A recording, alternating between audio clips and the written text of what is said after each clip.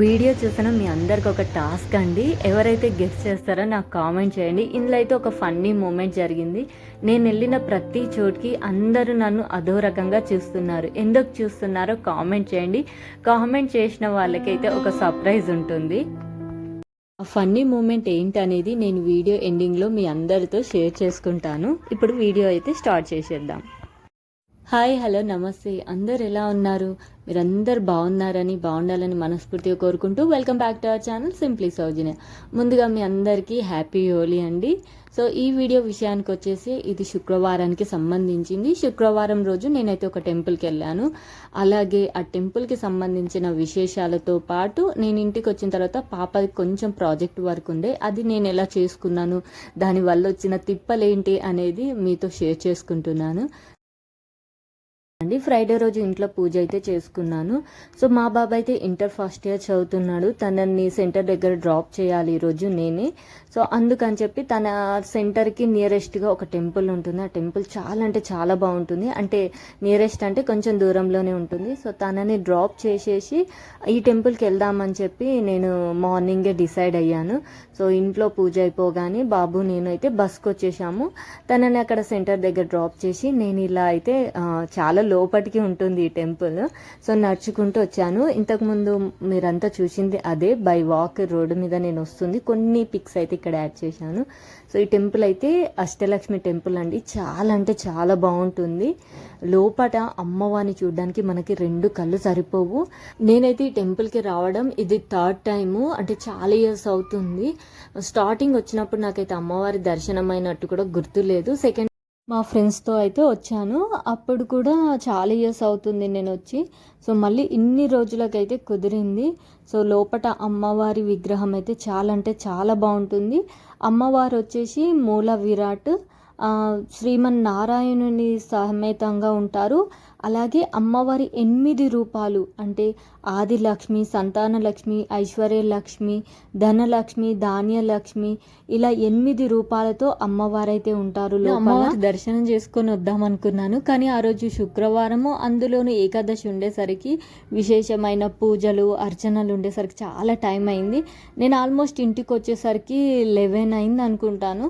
So morning అయితే మీకు పూజ చేసిన వీడియో తీయలేదని చెప్పి ఇప్పుడైతే ఇలా వీడియో తీసి ఈరోజు అమ్మవారికి నైవేద్యంగా అయితే పాలు బెల్లమే సమర్పించాను. ఎందుకంటే బాబుని అయితే సెంటర్కి తీసుకెళ్ళాలి కదా, 8 వరకు అయితే ఉండాలి.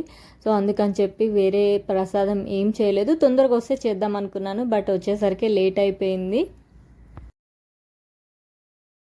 ఎందుకంటే లక్ష్మీ అమ్మవారు అంటేనే శుక్రవారం చాలా స్పెషల్ కదా. ఆ రోజు నేను వెళ్ళినప్పుడు అక్కడ చాలా విశేషమైన పూజలు అవుతున్నాయి. నేను తొందరగా అయిపోతుందేమో అనుకున్నాను. అక్కడ నాకు 1 to 1.5 hours టైం పట్టింది. అంటే అమ్మవారికి నైవేద్యము, అభిషేకాలు, ఇంకా ఆ రోజు ఏకాదశి అంట, ఇంకా స్పెషల్ పూజలు అయితే జరిగాయి. సో మనకి ఇక్కడ లోపటైతే వీడియో అలో లేదు. సో నేను ఒకటి మెట్లు ఎక్కుతుంటూ వీడియో తీశాను కదా, అక్కడైతే వినాయకుడు. మనం లోపల ఎంట్రీ అయ్యామంటే ఫోన్స్ అలౌడ్ ఉండదు. అక్కడ ప్రతి ప్లేస్లో మనకు బోర్డ్స్ ఉంటాయి, ఫోన్ ఈజ్ నాట్ అలౌడ్ అని. సో మనము కొన్ని ఫాలో అవ్వాల్సిందే రూల్స్ అనేవి. అందుకని చెప్పి నేను లోపల అస్సలు వీడియో తీయలేదు. సో హైదరాబాద్లో ఎల్బీ నగర్కి దగ్గరలో ఉన్న వాళ్ళకైతే ఈ టెంపుల్ గురించి తెలిసి ఉండొచ్చు. అమ్మవారు నిజంగా అండి ఎంత బాగుందో. నేను వచ్చినప్పటికి ఇప్పటికీ చాలా చేంజెస్ అయ్యాయి. ఏమనుకోవద్దు, వీడియో లోపటది మీతో షేర్ చేసుకోలేను. ఎందుకంటే మీకు ఆల్రెడీ చెప్పాను కదా. సో మనకంటూ కొన్ని రూల్స్ పెట్టినప్పుడు వాటిని ఫాలో అవ్వాల్సింది.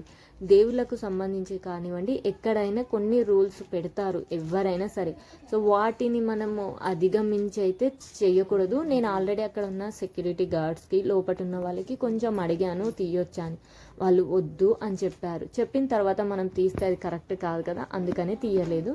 సో బాబు సెంటర్ ఎగ్జామ్ దగ్గర డ్రాప్ చేసి వచ్చేసాను. సో వచ్చేటప్పుడు కూడా నాకు బస్సెస్ దొరకలేవండి.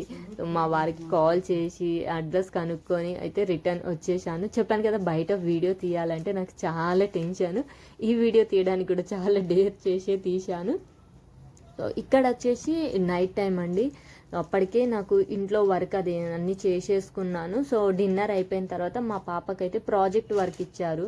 సో ప్రాజెక్ట్ అంటే సైన్స్ ఫేర్ ఉండే కదా, దానికి సంబంధించి పాపం మా పాప వేరేది తీసుకుంది. సో మేము దానికి టైం లేదు అంటే తను ఒక్కటి చెయ్యలేదు, దానికి సంబంధించిన వర్క్ కొంచెం హెవీగా ఉంది. నేను కానీ బాబు కానీ హెల్ప్ చేయాలి. సో బాబుకైతే ఎగ్జామ్స్ ఉన్నాయి, తనని డిస్టర్బ్ చేయొద్దు. నేనంటే కొంచెం నాకు కూడా టైర్డ్గా ఉంటున్నాను, అంటే కొంచెం హెల్త్ పరంగా నేను ఎక్కువసేపు కూర్చోవడానికి ఇబ్బంది అవుతుంది. అందుకని చెప్పి తనకు అది వద్దు అంటే వేరే ఒకటి తీసుకుంది. అది చాలా సింపుల్, మినిమం 1 అవర్లో మనం కంప్లీట్ చేయొచ్చు. కానీ తను ఏంటంటే మాకు చెప్పలేదు, సో ఈజీగా కంప్లీట్ చేసేయచ్చు అని చెప్పి చేసింది. కంప్లీట్ చేసుకొని స్కూల్కి అయితే తీసుకెళ్ళింది. పాపం చిన్నపిల్ల కదా, తను సరిగ్గా స్టిక్ చేయకపోవడం వల్లనో ఏంటో అదంతా డ్యామేజ్ అయిపోయింది. సో ఇంటికి వచ్చిన తర్వాత నేను సరే చేద్దామని చెప్పి నైట్ ఎగ్జాక్ట్లీ 10:30కి ఏమో కూర్చున్నాను. తను నాకు చెప్పలేదు ఇట్లా డ్యామేజ్ అయింది, మళ్ళీ ఇది అంతా చెయ్యాలి అని. సో ఏం చేస్తున్నావు అని చెప్పి బెడ్రూమ్లోకి వచ్చి చూసేసరికి ఈ పని పెట్టుకొని కూర్చుంది. సరే తను ఒక్కదాని వల్ల కాదు అని చెప్పి నేను చేస్తానులే, నువ్వు నాకు హెల్ప్ చెయ్యి అన్నాను. సో తను చిన్న చిన్నగా అదేంటి ప్లాస్టర్ అయితే కట్ చేసి నాకు ఇస్తుంది స్టిక్ చేద్దామని చెప్పి. స్టిక్ చేస్తూ ఉన్నాను. సరే హోంవర్క్స్ ఉన్నాయి కదా, ఎగ్జామ్స్ కూడా దగ్గరకు వస్తున్నాయి, నువ్వు చదువుకో అని చెప్పి తననైతే పంపించి నేనైతే పెట్టుకున్నాను. సో తను కాసేపు చదువుకొని పడుకుంది. ఇదేంటంటే మనకి ట్రాన్స్పరెంట్ షీట్తోని నేను చేశాను, బట్ అదేంటంటే స్టిక్ అవ్వట్లేదు, ఊరికి పోతుంది. ఎంత చిరాకు వచ్చింది అంటే, ఇదే హార్డ్ గ్లూ గమ్తో అయితే స్టిక్ చేయాలి, మనకి ప్లాస్టర్తో స్టిక్ చేస్తుంటే ఉండదు. కింద అంతా పేపర్ పైన పెయింట్ వేసింది ఉందన్నట్టు. సో అది అంటట్లేదు, ఎలా అని చూద్దాం అనేసరికి ఇంట్లో గ్లూ స్టిక్స్ అయిపోయాయి. మా పాప ఏంటంటే తన దగ్గర లేకున్నా పర్లేదు, ఉన్నదంతా పక్క వాళ్ళకి దానం చేసేస్తుంది. అంటే ఎవరన్నా అడిగారు అనుకోండి వాళ్ళకి ఇచ్చేస్తుంది. స్కూల్కి అన్నీ తీసుకెళ్ళింది, అన్నీ ఖాళీ చేసుకొని వచ్చింది.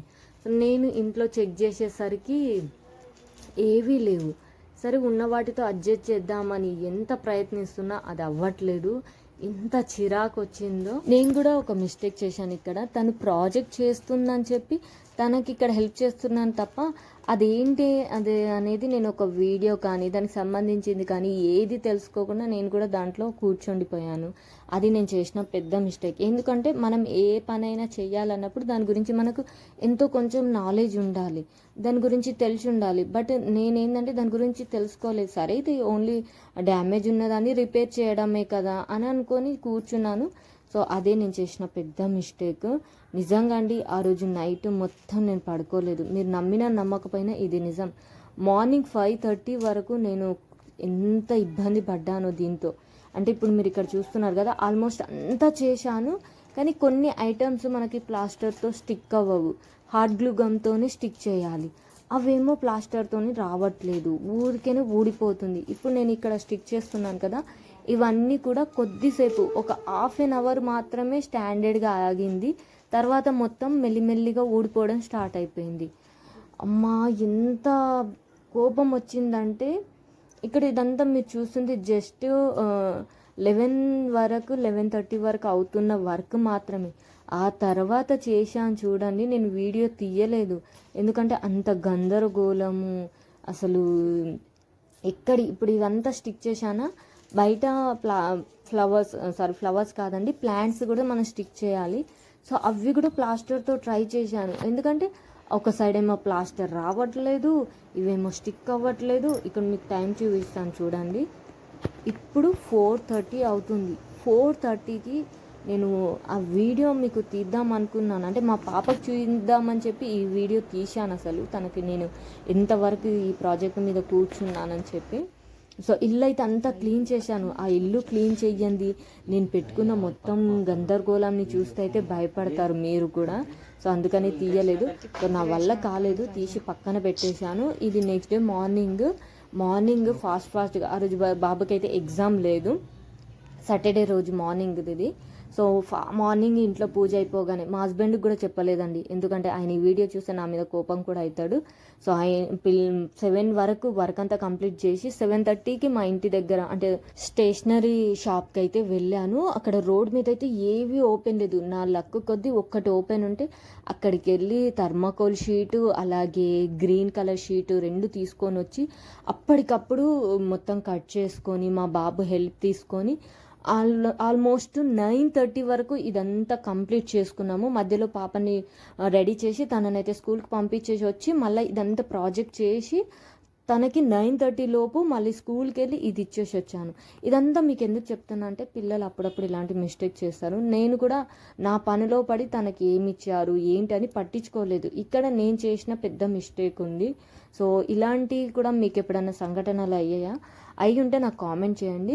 సో ఆల్మోస్ట్ లాస్ట్కి అయితే చూశారు కదా, ఈ అవుట్ఫిట్ వచ్చింది. నేను వీడియో అయితే ఎక్కువ తీయలేదండి, ఎందుకంటే నాకు అప్పుడు వీడియో తీసే అంత టైం లేదు. ఇగో చూసారా, నైట్ అంతా తీసేసాను కదా, అవి ఇక్కడ బాస్కెట్లో పెట్టి ఉంచాను.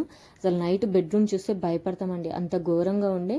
సో ఇది ఎందుకు మీతో షేర్ చేసుకుంటానంటే పిల్లలు పేరెంట్స్ ఒక అండర్స్టాండింగ్గా ఉండాలి. వాళ్ళకి ఏం వర్క్ ఇస్తున్నారు ఏంటనేది మనం కూడా అబ్జర్వ్ చేస్తూ ఉండాలి. సో పిల్లల వల్లనే కాదు మన వల్ల కూడా అప్పుడప్పుడు మిస్టేక్స్ అవుతుంటాయి. మిస్టేక్స్ అవడం వల్ల లాస్ట్ మూమెంట్లో ఎంత గందరగోళం అవుతుందనే దానికే ఈ వీడియో మీతో షేర్ చేసుకుంటున్నాను. సో ఇంకొక విషయం ఏంటంటే మనం ఎంత బిజీగా ఉన్నా పిల్లల విషయంలో నెగ్లెక్ట్ చేయొద్దు. సో మన పనులు మనకు ఎప్పుడూ ఉండేటివే, మన ఆలోచనలు మన టెన్షన్స్ మనకు ఉంటాయి.